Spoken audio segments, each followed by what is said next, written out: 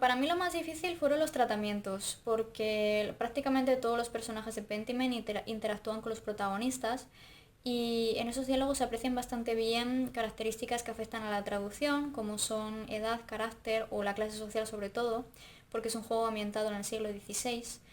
Y esta forma de hablar, más formal o informal, está bastante presente y a raíz de ahí decidimos que cada personaje hablara de tú o de usted. ¿Qué pasa? Que Pentiment tiene más de 90 personajes.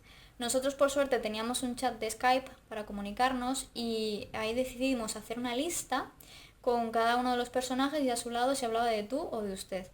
En general era bastante intuitivo, por ejemplo la mayoría de monásticos hablaban de usted, pero claro, siempre había alguno que se salía de la norma y ahí es cuando tocaba debatir entre nosotros, pues eso, por cuál nos decantábamos y claro, no siempre estábamos de acuerdo. O por ejemplo te podía tocar un par de frases de un personaje en un archivo, solo un par de frases, y no quedaba muy claro cuál era la posición de esos personajes respecto al protagonista. Y pues por descarte decías tú, bueno, pues si es campesino, pues informal. Y luego igual te venía un compañero y te decía, oye, que es que este se sale completamente de la norma.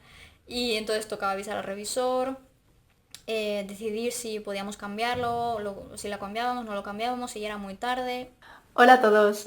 Bueno, respondiendo a vuestra pregunta, efectivamente en una aventura narrativa de contenido tan relevante era importante conocer la personalidad de los personajes, valga la redundancia, para darle el toque necesario a la traducción.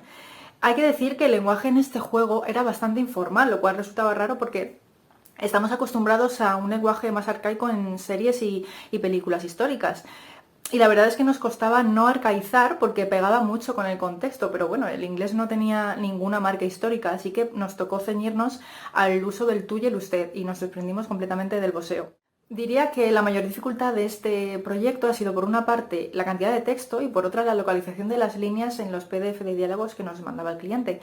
Cada personaje tenía sus árboles de diálogo correspondientes a cada escena en la que salía, lo cual resultaba de grandísima ayuda porque normalmente en videojuegos recibimos las líneas completamente desordenadas y en este caso podíamos movernos libremente por los PDF para leer los bocadillos anteriores y posteriores, lo cual nos daba un contexto completo.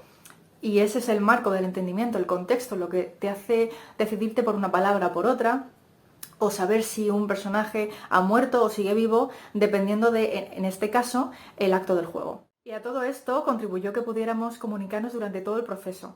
Teníamos un grupo de Skype, que yo creo que es el rey de todos los grupos de traducción, en el que compartíamos pues, nuestras dudas, nuestras ideas, nuestras opiniones. Al principio, y como revisora, creo que es crucial cimentar los criterios de un proyecto, porque sobre ellos se levantará la traducción. Creo que es importante sentar las bases, por ejemplo, sobre quién es quién, el tratamiento entre los personajes o normas básicas de puntuación, como el tipo de comillas que usaremos durante todo el proceso, para ser siempre homogéneos y coherentes.